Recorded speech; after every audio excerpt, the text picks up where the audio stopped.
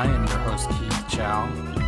This is the second episode this month. Thank you for tuning in to our Kevin Kwan episode last week. Dropping 2 episodes because this is the season finale of Southern Fried Asian. Back in May, had the pleasure of being curated along with another Southern Asian podcast called the Carolina Desi in Apple Podcasts AAPI month celebration. So we decided to do this collaboration and crossover episode. So you can find their version of the episode on their podcast feed at the Carolina Desi. And this is the Southern Fried Asian version. So sit back and check out my conversation with Rashmili and Gurtej from the Carolina Desi on Southern Fried Asian. Hey to everyone listening, I'm Gurtej Singh. I do a lot of things, right? I'm a recovering startup CTO, software engineering background, Charlotte-based, Clemson grad, and started the Carolina Desi as a Charlotte-based audio program and podcast with my co-host Rashmili, and we explore the kind of cultural and societal differences surrounding us regularly as South Asians raised in the American South. And then aside from work and the Carolina Desi on the side, I also work in a nonprofit. Hack and Hustle Academy is the nonprofit I co-founded in 2017, uses hip-hop culture's influence to provide mentoring, tech training, entrepreneurial skills development, mental wellness education for youth in some of Charlotte's underserved communities. And fun fact about me, I've always been into music and the arts, and I played in a bunch of bands growing up and still am a bedroom producer whenever I get a little bit of time. So that's me. Awesome. Hey, listeners. My name is Rashmili Vemula. I am the co-host of the Carolina Desi alongside Gurtej. Kind of similar to our backgrounds, I also work in tech, particularly in software delivery in the Agile space, if anyone kind of knows what I'm talking about. As far as the podcast itself, besides being friends with Gurtej, being in the tech space, I grew up in South Carolina and definitely wanted to share the stories of, and the anecdotes mostly, of growing up in the American South, being of South Asian descent. So currently I work at a small tech company here in Charlotte, North Carolina. And on the side, besides the podcast, which takes up most of my time, I am on the core leadership team of a local nonprofit called Digital Page. Our efforts are to provide STEM resources for women of all ages, from elementary all the way through young professionals, as well as I'm the content strategist for a local organization called Women in Agile. It is an international organization, but I only participate in the Charlotte area. So I think it's about high time that all of my endeavors are aligned, being a South Asian woman in tech. So it's all coming together. Excited to be here with you, Keith. Yeah, I'm happy to have this conversation. I started the podcast Southern Fried Asian a couple years ago to talk about the experiences of being Asian American in the American South. I grew up in Virginia. And then when I tell people I grew up in Virginia, I need to also qualify, not Northern Virginia. I didn't grow up in like Arlington or Annandale where like all the Asians are. I grew up in the Shenandoah Valley, like in the middle of the Blue Ridge Mountains and the Massanutten Mountains. So it was very much a rural upbringing for me. And I eventually moved down to the Virginia Beach area, but definitely that was the first time I actually encountered other Asians I wasn't related to, in school. I started the Nerds of Color back in 2013 as a space to talk about pop culture and specifically nerd culture, like comics and movies and comic book movies, and from the lens of a person of color, and have that specific critique on superhero media, for example, because a lot of times when you say, hey, wouldn't it be cool if so-and-so was Asian or so-and-so was Black, you get a lot of pushback in the nerd community, as you're probably seeing a lot now with like Black Superman and everything like that. So we started Nerds of Color, and we've, gone strong for almost 8 years now. And Southern Fried Asian was about 3 or 4 years ago. And I'm very happy to be talking with you guys, especially now that we're like neighbors in the Apple Podcasts, Asian American collection, which was really cool and really honored. Yeah, thanks a lot for talking to us, Keith. Just in general, just wanted to give kind of a breakdown. Keith hosts his own podcast. We host our own podcast, both related to immigrant diasporas in the US and the South.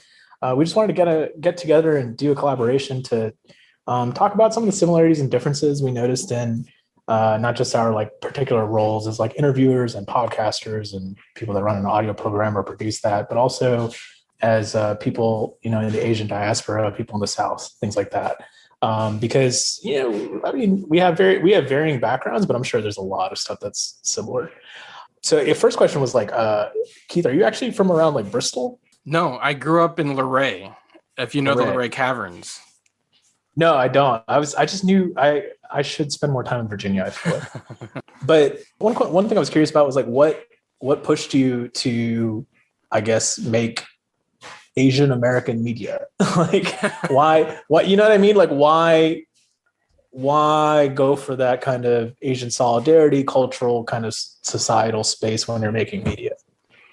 Yeah, well, that's a great question. For starters, it didn't exist when I was growing up, and that's probably what prompted me to do that as well. Right. I used to tell people, and just so you know, like my background is in nerd. I'm all about nerd shit, and so I used to say to people, like, for me, going to college was very much like, joining the X-Men, right? Where you go to Xavier School for the Gifted because you're a mutant all your life and you don't know what to do with all these powers, and all of a sudden they recruit you into the school and you meet other mutants that have powers and you kind of learn how to use them. That's kind of what college was for me, right? Because growing up first in Luray, where, like I said earlier, we were the only Asians for miles, and then eventually moving down to a more diverse area, but then not really thinking of myself as Asian American, right? Like I didn't have that consciousness as you said, like the solidarity with other ethnic groups. Then I got to college and met other folks who were Filipino, who were South Asian, who were Korean, and then realizing like we had a lot in common. So I started a student organization at Old Dominion University in Norfolk, the first Pan-Asian student union, because they had like Filipino students and Korean students and Vietnamese students, but they didn't have a student organization that was forward thinking and specifically Asian American, right? Because it was a lot of like the Vietnamese Student Association was a bunch of Vietnamese students from Vietnam, and the Chinese Student Association was like students from China, and the Indian Student Association was students from India. And so not a lot of like Asian American organizing. So I started that when I was in college, and that's kind of what got me in just kind of thinking myself as Asian American. Eventually I got in the comic book business and worked for a comic book distributor for many years. In that capacity, I met Jeff Yang, who is one of the leaders in, Asian American culture. He's written columns for San Francisco Chronicle and CNN. His son is Hudson Yang of Fresh Off the Boat, right? Like he's very much plugged into the Asian American media landscape. And so over a decade ago now, he and I worked together with two other partners, Jerry Ma and Perry Shen, on an Asian American superhero anthology of comic book superheroes that were all Asian American by Asian American creators. And that's what got me into the space, as you said, Gurtej, creating Asian American media. And it's so funny to like think back to 2006, 2007, and compare that to 2021, where we have all of this media where, mainstream media, right? There's a Shang-Chi movie. Dev Patel is in like everything. He's playing everything from like, Sir Gawain to, David Copperfield, right? I was just noticing Riz Ahmed. Riz Ahmed isn't. His rise has been insane. We're recording this the day they just released the Eternals trailer, the next big Marvel Studios movie that's directed by an Asian woman, starring an Asian woman and a Pakistani man and a Korean man as like three of the super team, right? Like they're the next kind of Guardians of the Galaxy, right? And it's Kumail Nanjiani and Gemma Chan. Because I used to ask kids, we would tour for the book, like, name an Asian American superhero. There wasn't any, like, no one could think of one. And now there's like Kamala Khan and there's Shang-Chi and there's all of these like characters didn't exist. Oh, I mean, Shang-Chi exists, but he was embarrassing 10 years ago. I was about to say, I can name more Asian American or Asian comic book villains than superheroes. Right. No, I'm serious. It's true. Because like, wasn't like the Mandarin? Yeah. Iron Man. Yeah. Like what? Fu Manchu, man, he's that like that was always the right. Asian villains I mean, when you're going to be in a genre, you're either going to be like the sex pot or like the manipulative, master, and you're never going to be the hero, right? And so that's kind of like where my nerd passions are all in that kind of stuff. And then so putting an Asian American face on that is what my whole deal has been for the last almost 20 years. I might talk to you a little bit later about Stephen Yun and Minari. But sorry, go ahead. Yeah. Oh no, I was just gonna say you're like OG in creating Asian American media. 20 years. Like we started our podcast in 2017. Even then, it was really hard to find other South Asian voices, especially in the podcast space. Where podcasting itself is a smaller type of media, but yeah, you've been doing this a long time. That is incredible. Sometimes I ask myself, like, why am I still doing this? Like we won now. We're everywhere, so we can stop. I mean. You're not wrong. we noticed that too. We noticed there's just been like a proliferation of like, I don't want to say it was sudden, but sometimes it feels sudden. It's like, oh, we're represented now. Cool.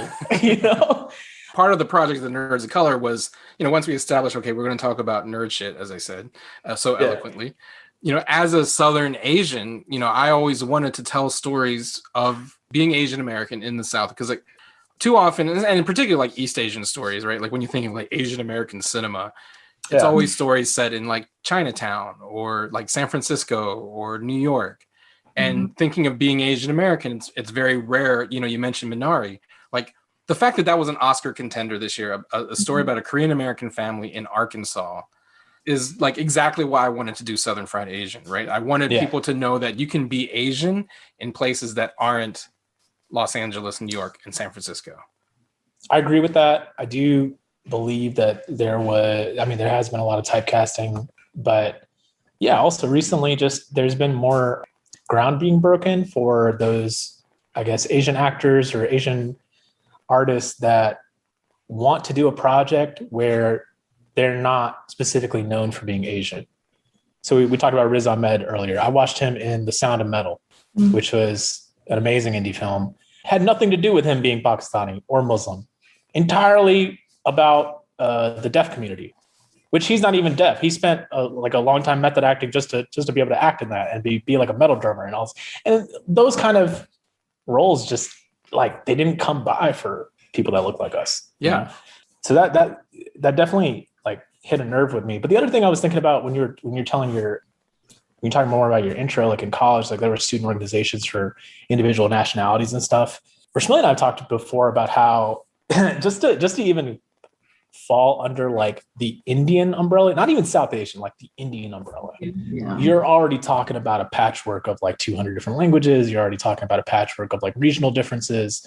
If you look at other places in like the Asian sphere, like China has a 2,000 plus year old history that not even all the Chinese fully understand. Like, you know what I mean? So, and beyond that, there's factionalism and the Hmong Chinese and like all this stuff that's just like from outsiders, like how could we possibly understand? And then there's also that kind of like, well, this is our history and this is your history and there's not a lot of intersection. Yeah. That's the beauty of the Asian American project, right? Because I hear a lot of people always kind of bemoan like, oh, Asian Americans not real. Like these people don't like each other in their mother countries. Like, why would they even? Japanese and Chinese hate each other. Indians and Pakistanis hate each other. So why would they want to be in the same community? And my answer to that is that the Asian American project is all about coalition building and solidarity building, right? Like the reason we're forming a political identity as Asian Americans is because the thing we have in common is that we're diasporas, right? That we're experiencing life in America, in a white supremacist America, as people from Asia, all parts of Asia, whether it's East Asia, South Asia, West Asia, right? Like, and Pacific Islands, right? Like that is the thing we share in common. Yes, our languages are different, our skin tones are different, our regions are different, but that's the American project, right? Isn't the whole point of America that it's people from all over kind of trying to form an identity, that it's not supposed to be based on like, blood or nationality? And that's like Asian America is like the microcosm of that, right? Like you have colorism and you have racism within the Asian American community. You have anti-Blackness within Asian American communities, right? Like Asian America is the microcosm for America. If we can't make Asian Americans work, then we can't make America work. I mean, that's the premise of all of us being third culture kids, right? There's more than one way we can define ourselves. I think I see both sides of what both of you are saying, but I think my qualm with just representing, we already understand internally in our own communities that we are all not a monolith. Like you mentioned, we have our own beef with other parts of India, like North Indians and South Indians. That's our own problems within that. But I also don't want that to hinder from us being recognized as a diverse diaspora, but I also don't want people to choose between us being a representation or being a voice for a lot of people. Like we're diverse, but we can also be the voice for a lot of Asian Americans. We don't have to choose one or the other. I think the discourse around race has already gone past the shallowness of like stereotyping. Like, I mean, you hear the phrase commonly, like Black people are not a monolith. I mean, neither Indian Americans, neither are Chinese Americans, neither, you know what I mean? For example, I'm seeing a lot of ground being broken, especially in like the Black Lives Matter movement, especially around racial justice movement in the US that is kind of pioneering more conversations for people from other minority communities. So for example, current issues now rise in just like Asian American awareness, rise in hate crimes, rise in just like ignorance post COVID-19, Wuhan fear, all that, right? I never expect to like turn on the news and be like, oh, Asian Americans are finally having a moment of reckoning. And that's because I never saw the solidarity.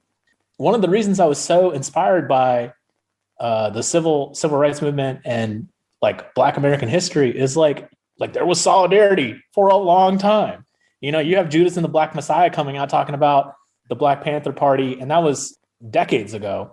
And like you're still pulling pieces of wisdom for that. It feels like right now is like kind of like our first wave of or I can't say that. We're all standing on the shoulders of giants that were pioneers before us, but it feels like instead of drops in the bucket, it's a wave now. And that's kind of like what I'm seeing. But it took until 2020, 2021 for that to happen. I mean, Asians built the Transcontinental Railroad. We've been here. We've been out here. I thought that was crazy. The other thing I thought was crazy was like a lot of Asian Americans that I've been watching interviews and just like being kind of plugged in. A lot of Asian Americans in this moment never really had a reckoning with their own racial identity until now. Like, I don't like, there are a lot of people out there that just didn't think what it meant to be like the child of Korean parents. A good friend of mine, son of Cambodians, escaped the genocide and the Khmer Rouge. You never hear that story, And I just think this moment of reckoning is unexpected, partially because of my cynicism, but also inspiring for a lot of people. Yeah, no, I think that's absolutely right. Like if you think of the Asian American movement, even, the formulation of that political identity in the 60s owes its existence to the Black liberation movement of the 60s, right? Like if not for that, there would not be an Asian American political identity, which has been around for a long time, but to your point, has never pierced like mainstream acceptance, even though like Asian Americans have been foundational to like American history, from the railroads to even how we think of citizenship. It's because of Chinese and Indians that like we have birthright citizenship in this country, right? Like if that's the lost history of Asian Americans, and we're only just now kind of reckoning with that, because like a lot of folks, in our communities know about this. We've taught this to ourselves, but now to your point, you can turn on the television and you see a lot of like, Asian American History 101 now. I mean, it's progress, right? But there's also the tension of like who gets to count as Asian American, because I think back, you mentioned 2020, and that was a presidential year, and there was all of this attention placed on Andrew Yang for being like an Asian American presidential candidate. Meanwhile, like Kamala Harris is actually the vice president, because again, It's like, who counts? Like if you're going to celebrate Asian American political gain, why are we celebrating the guy who lost when like one of us is actually vice president, And I kind of had beef with some Asian American activists when they were forming the government and they were complaining that there were no Asian Americans in the cabinet. I'm like, did you not see who's the vice president? Like, what do you mean there are no Asians in the cabinet? You know what I mean? And again, it's like, who gets to count as Asian American? And I think to your point about like the lack of solidarity between East Asian, Southeast Asian, South Asian, and West Asian, right? Like we and Pacific Islander, like we use the terms when it's convenient for us. We like to use the numbers 18 million, 19 million of us. That's when we count everyone.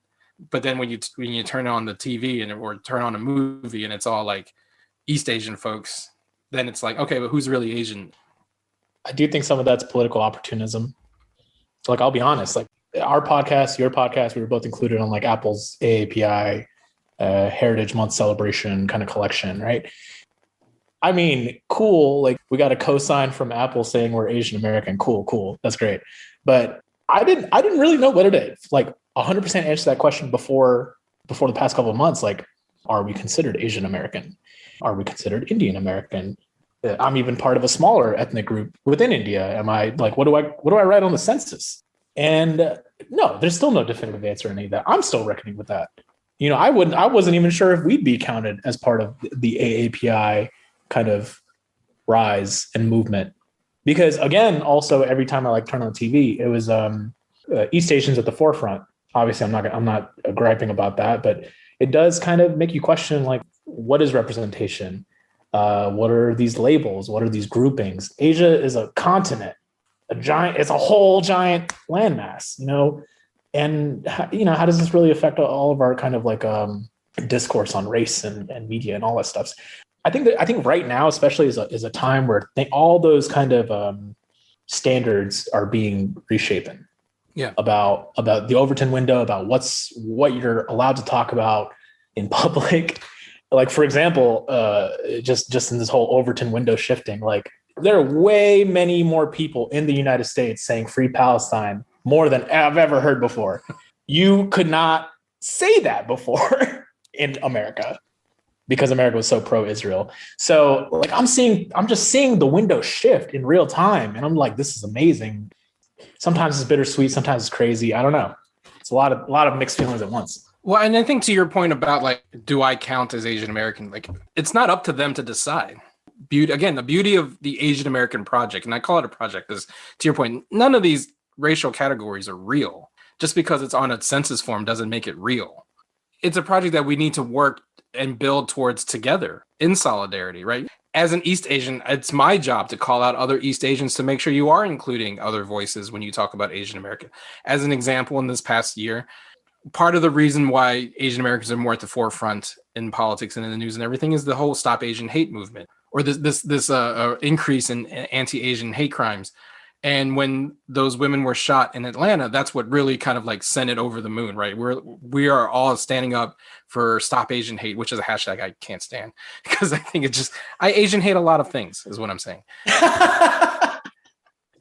But my point is, like, where was that energy for Indianapolis when the FedEx shooting happened, and of the 8 victims, like, half of them were Sikh, right? Like, where's the Stop Asian Hate hashtag for those folks? That was a white supremacist shooting, even if it was like, oh, it's a disgruntled employee. Well, disgruntled employees get to shoot people when you're white. So bring that Stop Asian Hate energy for those folks, right? Like, and it's my job as an East Asian person to call that out. But that's what, to me, is beautiful about being Asian. I totally agree. We must disaggregate data. We're not a monolith. There's East Asian and Southeast Asian. There's East Asian privilege. There's all of these, like, colorism, like I said earlier. But at the same time, it doesn't detract from that coalition building within a community. And then from that point, with other third culture kids, with other people of color, because the ultimate bad guy is white supremacy. Like, that's what we're all fighting against as people of color globally. What's the term now? People of a global majority.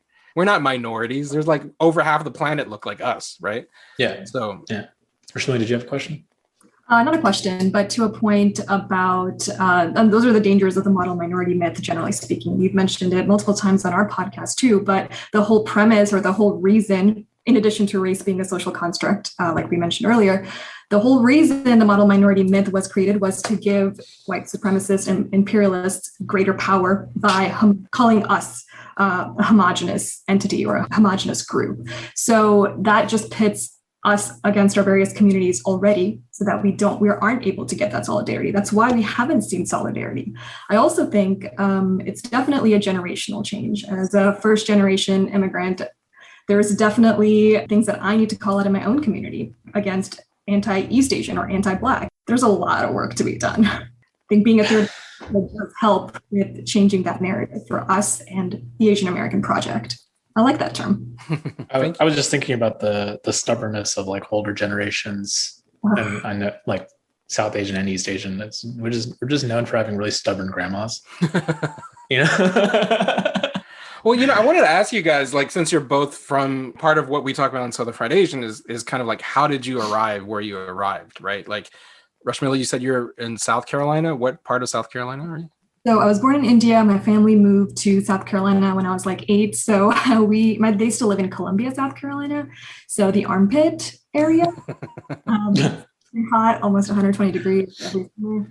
But strangely enough, there was definitely a lot of and I'm South Indian. So there's, we already discussed, like, the various groups like Vietnamese or Taiwanese, but there's also within South India, there's their own communities. So there's one for the state that I'm from. I'm a Telugu person. So we have a Telugu community, and it's really large. But I definitely never even met people from North India or even people from the state right next to mine. And I was also the oldest in my community, so I had to figure out a lot of things by myself, such as going to college. How does FAFSA work? What is Palmetto Fellow Scholarship? Like things like that. I just had to figure it out all on my own. And then, so when I went to college, Gurtej and I both went to Clemson. That's how we met. First thing I did was seek out other Indian people my age, because I felt like I really needed a part of that because I was missing a lot of it from the lack of it growing up. Yeah, so I was originally born in Queens, New York, and my dad, we had to move around like different places on the East Coast, and we eventually settled up in like upstate South Carolina. And that's where I finished high school, and I went to Clemson and then moved to Charlotte. I was in South Carolina for like 9/11. Actually, the year after 9/11, that's when we moved. I was in New Jersey for 9/11, which was different. But yeah, that was a weird aftermath. The Bush years were weird. In upstate South Carolina, I was the first person in my family born outside of India. And I had a younger sister and younger cousins, but I was also the first person doing everything. I didn't with the financial aid and navigating corporate America and all that stuff. And then on top of that, navigating like the current political climate and forming my own opinions and my own identity about what it is, what I believe. This thing that we do is pioneering to be part of this diaspora, because we're not part of the homeland. We're not part of the motherland. And we consider ourselves American, but then we have forces in America that constantly question our Americanness. So it's this feeling of being embattled and a really long journey to getting to this place where you're strong enough with your core that you can go out and fight those battles rather than having those battles like diminish you repeatedly. So there's a little bit of like that personal development journey there too. That's just like not helped by, our upbringing. It's a lot of clashing. It's just a lot of clashing, like East meets West, like with everything from like etiquette in family situations to how you handle friends, to how you handle romantic relationships, to all kinds of things. Like respect, the idea of respect is a completely different thing in Eastern cultures than it is in Western cultures, and how it's applied. And it's just a lot. And it felt like I already had to navigate one culture, and then at the same time, I had to be a steward of this other culture that was halfway across the world. And sometimes it felt like a burden. Sometimes it felt like a blessing. Now it feels, because I'm more of an adult now it feels more like a badge of honor, but it wasn't, it was, So for a long time, that badge of honor was actually a target on your back. You know what I mean? Well, and did you both grow up in like a more rural part of the state, or were you like, you said Columbia, but that's, even the urban parts of the South can be troublesome. But were you pretty rural where you were? Because I was. Luray, Virginia, like I said, it's in the middle of two mountain ranges. We have a cavern, which is very like famous and touristy. And Mr. Rogers came when I was a little kid, and I was actually on Mr. Rogers' neighborhood when I was 11. Because he came. That's amazing.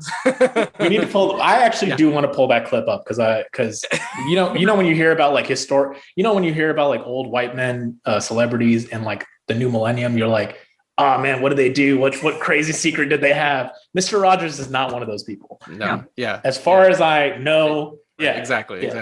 So, but it was a really rural kind of like one main street down and like one stoplight, you know what I mean? Yeah. That kind of place. Yeah. And then, there were other people of color, like the black folks lived segregated, and we called it the Hill. That's where all the black folk lived. And then, like I said, all the Asian folk was my family, right? Like I tell people, if you go to Wikipedia and look at the demographics of the 80s and it pulls up and it says like 0.02% Asian. Yeah. That's me and my family. Like that entire percentage. Yeah, it's like the Chu family. It's my mom's side of the family that all moved to America. So like that's who that 0.02% represents. It's literally like my cousins and me. But I think it's, again, part of why I wanted to talk about like folks who grew up in the South is that I do think it's a different experience, right? Because if you grow up in Chinatown, if you grow up in an enclave where like maybe you are speaking Chinese or Hindi or whatever, like your entire life, you don't necessarily interact with white people if you don't have to.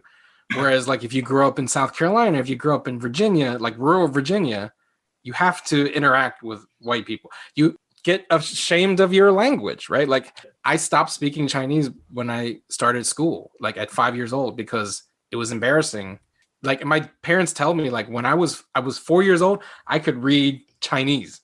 when we go to Washington, D.C. and go to Chinatown, I could actually read all the signs and I would read like Chinese comics. I'm like 4 years old, right? Yeah. And by the time I turned 5, it's like I lost all of it because Right. I was like, now I'm with other kids and I don't want to speak Chinese around other kids. So I lost all of that. You know, like I didn't have the go to Chinese school on Saturdays experience that a lot of like my other Asian and Chinese American friends did because they grew up in New York or they grew up in San Francisco where you could retain parts of your culture. Where I was like, you know, a few times we traveled back to Hong Kong to visit family, but every time I went to Hong Kong, I was like, this is stupid. Because like I was that kid who like hated being Asian. Oh, you mentioned Hong Kong. I went to Hong Kong before the massive protest happened. I love that city. Hong Kong's great. I had real dumplings and congee. Just saying that's all Asians, I'd say. At least I'm definitely going to speak for myself. There was also a point where I gave up everything, moving to America at such a young age, but old enough where I was able to go to school in India and actually learn the language, read, write, speak. You know, that's my whole life. While there was a South Asian community in Colombia, it wasn't really rural. Because I was the eldest there, I was doing my best to also fit in. So there was a push and a pull. There was definitely being forced into speaking for the community and being Indian, and your family telling you that you're not Indian enough sometimes. Yeah.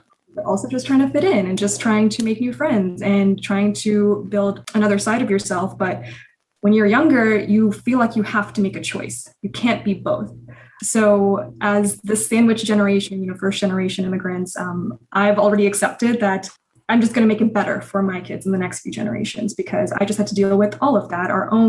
We're so burdened with guilt all the time, or at least I don't know about y'all, but I'm always burdened with guilt of not being able to speak my language or not being able to connect with my family in India. On top of that, not being American enough sometimes. So just always dealing with some sort of personal journey there. Yeah, I think like when I finished school or when I did public school in upstate South Carolina, the town I was in was rural, one main street. My dad owned a convenience store like a corner store. The high school I went to, we started with 110 people. We ended with 98 people. When you have a 10% dropout rate in a high school of 2,000 people, you might not notice that. When you have a 10% dropout rate in a high school with like 100-ish people, you count every single person. Like that's how small we're talking, right? And yeah, it's only Sikh family. There was another Indian kid that I was friends with, and he was like Gujarati. And what ended up happening was like, instead of kind of coming together with the other Indians, because there were none, my friend group was kind of like the misfits. Like we just didn't really fit anywhere else. And there wasn't really like a whole lot of fitting in to do. It was like white kids hung out with white kids, black kids hung out with black kids. The Spanish speaking kids, like who was learning like English as a second language, they would talk to each other because that's what they're comfortable with. Totally fine. And then, kind of everybody else. And it was a small school. So like that group was us. That was us, and that was cool. I've always had a diverse friend group, and I credit that a lot to growing up in the South, not necessarily because it's so diverse down here, but because I didn't have the option of just clicking up with my people that look like me.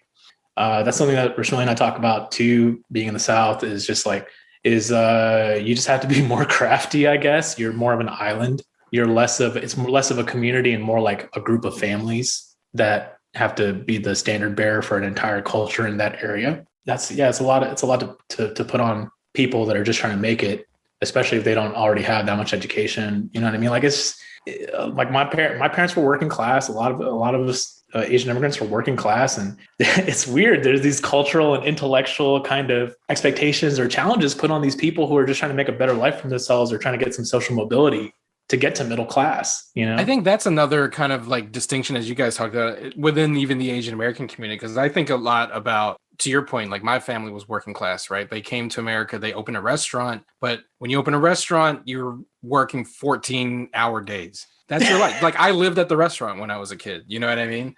And, your dad ran a convenience store. That's not something you can just like clock in and clock out, right? You're running that thing 24 hours a day. And I think the working class Asian American experience is also left out in a lot of stories about being Asian American, right? Because you think of because a lot of Asian immigrants, like truth be told, are like professors or scientists or doctors, right? And so like they're talking about a middle class lifestyle or upper middle class lifestyle. Like they can afford the SAT tutor, they can be tiger moms, right? Because they have that financial security that gets left out when you think of a lot of like Asian communities that are in poverty. And then, Rashmili brought up the model minority myth. That model minority myth erases the experience of working class Asians because, the whole point of being like my parents didn't give a shit about going to Harvard. They actually wanted me to like go to the local school so I could stick around and help out at the restaurant, right? It wasn't like get straight A's and go to Harvard. It was like don't even go to Richmond, stay here so you can help us at the restaurant. You know what I'm saying? Like that was because we need to survive. Yeah. And I think that's an experience that I think you grow up in the South, you grow up kind of like away. If you just grow up working class, you don't have to be in the South, but like growing up working class, I think is an Asian American story that doesn't get shared in media. Yeah, I totally agree. And I think I just wanted to point out, I think it's because that model minority myth just makes everyone else feel lesser. We don't talk about being from working class families with shame. The previous generation might have, or probably did. Right, that's so. True. It wasn't a badge of honor to talk about like my 14-hour days. Right. So I get where you're coming from there. Yeah. Did you say, wait, where are you currently right now? I live in Maryland now. So I live outside Baltimore, but my whole life, I still consider myself a Virginian, even though now I live in Maryland. It's so funny that like people I'm DMV, people in Maryland think Maryland's the South. And so, right, exactly. That's my response. No, I'm just saying, like, no, Baltimore is not. No. Maryland's got more than Baltimore, but Maryland's also a small state. So, but it's like, what do you consider Southern, right? Because like they call Pennsylvania like Pittsburgh and Philadelphia, and then it's Kentucky in between, right? Like it's Pennsyltucky, right? There are rednecks in Ohio. So that's what I'm saying. Like is Southern just means like racist white people, then everywhere is Southern, right? Because there are racist white people everywhere, right? Like that's what I don't want Northerners to get off thinking like they're not racist. That's what I hate about people who blanket call the South racist. Yeah, it's like look in the mirror, y'all, because y'all are racist. Y'all more racist because you pretend you ain't. At least in the South, we know who we're encountering. No, you still have segregated neighborhoods and cities. Like people talk about Boston like it's a racist city. Like we talk about systematic racism all the time, and like a lot of these stories that come up are like NYPD, LAPD. George Floyd was murdered in Minneapolis. You know what I mean? Like this is like real talk. Like, and I think it's also insidious too because it what I love about like Stacey Abrams and what happened in Georgia is that it was telling people, the Democrats in particular, like, look, you can't just write off the South and just assume that it's all white people and they're all racist and we don't need any political class. There are communities of color that need progressive politics in the South, right? And if we just kind of like write them all off, we got to at least compete. That's the thing. Like, South Carolina, it's hard. Y'all got Lindsey Graham, I get it. But if you don't compete, you never win the games you don't compete. You know what I mean? On top of that, a lot of these southern states, let's take Texas, for example. I definitely used to talk about, be like, well, all the racist white people live there. But really, these states are actively suppressing communities of color. It's not because there are no communities. They're just literally being actively suppressed. I mean, take a look at what's happening in North Carolina right now, Georgia too. I definitely made that mistake before too. It's not about that at all, but it's coming to light for sure. Yeah. I just wanted to point out, I just think a lot of this like stereotyping for like strategy from like a national level, it's a lot of top-down thinking. That's another thing I really appreciate about like seeing rise in the last 5 or so years to a national spotlight was the rise of grassroots. Actually, grassroots have been around longer than that. I guess progressive grassroots, the bubbling up from the ground floor. Because like we have like Keith, me and you have similarities. Like Rashmili and I have similarities. We all have similarities, right? But our lives are our own. And there's conditions on the ground that you just can't apply the same 2 policies to 2 different, even towns sometimes, right? I do think part of the shared struggle is that like we have had to go up against white supremacy, and because of that, we also have a lot of shared experiences. But if we didn't have as much of the shared struggle, it might not, we might not be able to talk so relatably to each other. That's a good point. I mean, thank God for white supremacy, I guess. Is that our clickbait episode title? That's our clickbait. That's our clickbait. That'll get get that. Your subscribers are gonna go through the roof. Nah, dude, we gotta get that SEO up. Well, one of the things I ask, you mentioned the food in Hong Kong and stuff, but I ask all of my guests on the podcast because it's called Southern Fried Asian for a reason. And Asian folk and Southern folk, I think more than any other like group of people, have this like irrational love of food. And I just wonder, like, as Southerners and South Asian, I mean, you're like doubly South, I guess. That was like, what is there like a food that like when you're not in the Carolinas always brings you back? Just so you know, maybe I don't want to make any assumptions, but like I think Carolina barbecue is the best barbecue, for example.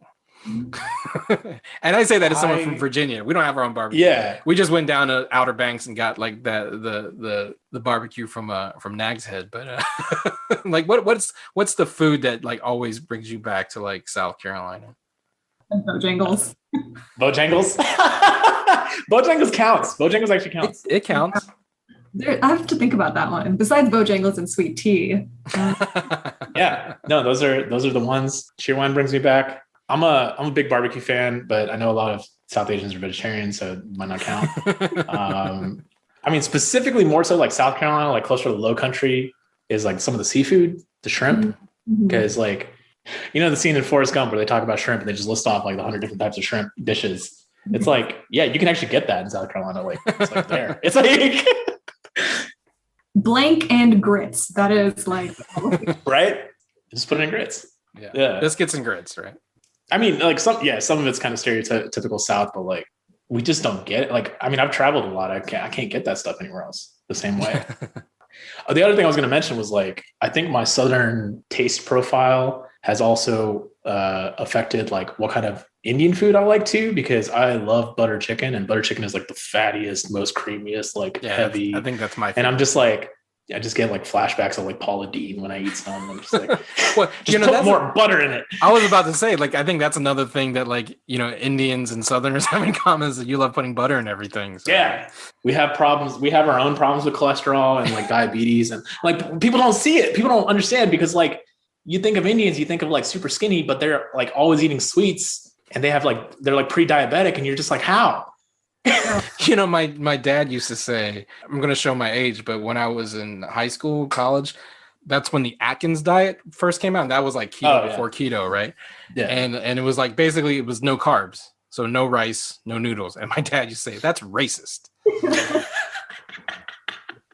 Yeah. But then, both my parents have diabetes too. So like, I think, it's like, and that's why you're called Southern Fried Asian.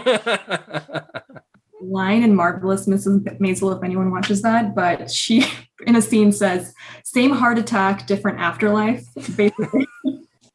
Rashmili, did you have a final question? Because I think I have one. Oh yeah, go for it. Yeah, so really enjoyed talking with you, Keith. First off, you've been interviewing people and doing the podcast and doing like this Asian American media stuff for a while, and you kind of have more of a long-term perspective than a lot of people who are just like coming up with podcasts like every other week, right? So like this moment right now with Asian Americans and the AAPI awareness and all that, from the people you're talking to, from people in your own life, like what's the temperature like? You know what I mean? How are people, at least in the community that you're talking to, the Asian community that you're talking to, like what's the temperature like in this time in America right now? No, I mean, it's weird, right? Because like we said earlier, like a lot of the awareness is because of our elders being attacked and people being killed and shot. And it's kind of like, this is what it takes to get attention. We've been saying this, as you said, for decades. We've been part of this country for generations, but it takes something like COVID-related hate crimes to get the attention of the mainstream to say, hey, look, maybe we should pay attention. And at the same time, to your point about like model minority and some of like the ways that our communities uphold white supremacy and anti-blackness, I don't know that the answer is more police, right? Like Biden signed this whole anti-Asian bill, but like, it's great that they're recognizing hate crimes against Asians, but do we really want more police in our neighborhoods? Do we really want, like, what happens when that cop or that person misidentifies a black man as an attacker and the cop goes a little overboard, right? And that just perpetuates the model minority myth, right? Like setting our communities against Black communities. So like you asked about the temperature, like I'm a little concerned about conservatism that's baked into that kind of like response to anti-Asian sentiment, you know? But at the same time, like we are having a moment, to your point, about like representation. We have movies and TV, and like if you look at like the Apple Music charts, since this is Apple and Apple loves our podcast, the top 5 artists on the Apple Music charts is like BTS, Olivia Rodrigo, Bruno Mars, Anthony Paak, and now the Linda Lindas, right? Like it's like Asian Americans in pop music, and it's Asian Americans on TV and Asian Americans in film, and it's great to have all this representation. What I hope is that, you know, I think Rashmili talked about it a little bit earlier, like only oneism is the problem. Mm-hmm. Like the reason we feel like we have to represent so many different voices by ourselves is that we're always the only one. And with the preponderance of like Asian American media, whether it's film, TV, movies, and now pop music, there doesn't have to be only one. It doesn't just have to be Riz Ahmed. It doesn't just have to be John Cho, right? Like there can be all of these, like the girl they cast to play Kamala Khan in the Ms. Marvel show. She's an unknown, and she's going to be huge because she's going to be a Marvel superhero, right? Imani Vellani. That's what I think gives me hope, is that like my daughter is going to be able to like have all of these heroes, have all of these stories, and not feel so alone that we did when we were ashamed of our culture as kids. That's the thing that gives me hope. And the thing that gives me pause is that this was brought on because of like tragedy. But I think if any tragedy leads to, you know, what's the line from The Dark Knight? It's always darkest before the dawn. Yeah. You live long enough to see yourself become the villain. Shout out the Linda Lindas and like 88 Rising and all those people that are putting on. Did you have any final question for us, I guess, before we so I just wanted to ask, I mean, usually I end on the food thing, but like you guys do great work with the Carolina Desi, and I just want to give you guys a shout out. I'm so glad that I found you guys through the Apple podcast. And I just wanted to ask you both, like this project of spotlighting, you know, South Asians in, you know, the Carolinas specifically, like where do you see that going, and where did the idea come from, the spotlight South Asians in the Carolinas? And I just made the comment that I find it admirable that you could find like a way to shine that light, because, you know, I thought I was hyper specific about like Southerners who are Asian, but you're like, we're going to even like drill down even deeper and be like, you got to be Desi in the Carolinas. I mean, yeah, I get where you're coming from with that. Part of like the Carolina Desi is like, that's literally who we are. Yeah. Like North and South Carolina, like we've lived lives in both, like come up in both, working on family, like all that stuff. Like that's who we are. So, you know, whatever relatability you can get that from that, even being like a Desi in Texas or like an Asian in New York, like we have people listen to us from all over. So I think that's just part of just a reflection of who we are, but not necessarily like, you know, the topic doesn't have to fit into like Carolina barbecue. Is it haram? You know, is it halal? Like, and it's not, because it's pork. I was about to say, I don't think the pulled it's pork not because it's halal. Pork, you heathens. That's for my Muslim friends. But yeah, I mean, a lot of this, the idea was like similar to what you were saying. Like we just didn't see representation, even in Desi media, where the strongholds are like New York, Vancouver, you know, London, like California. Like we didn't see the South represented. We didn't even see like populous states like Florida represented. Like, so we wanted to be that. And then, you know, we were also there before it kind of blew up. We were doing, Rashmili can correct me, but we felt like we were pioneers in this space, in this specific space. I know you were doing Asian stuff before us, so that's cool. But yeah, it came from a very genuine, personal place. And we just happened to be around and established and had great guests and, you know, good back catalog. And we happen to have this at a time when there's a rising national interest in the stuff that we're talking about. So yeah, we're here, we're kind of, you know, catching that wave as it goes up. But even after the interest is gone, we'll still be here because this is our life. This is our lives, you know?